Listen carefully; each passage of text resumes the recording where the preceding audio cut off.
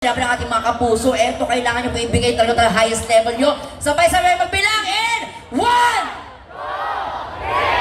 Yes! Salamat, Daddy! Thank you very much po!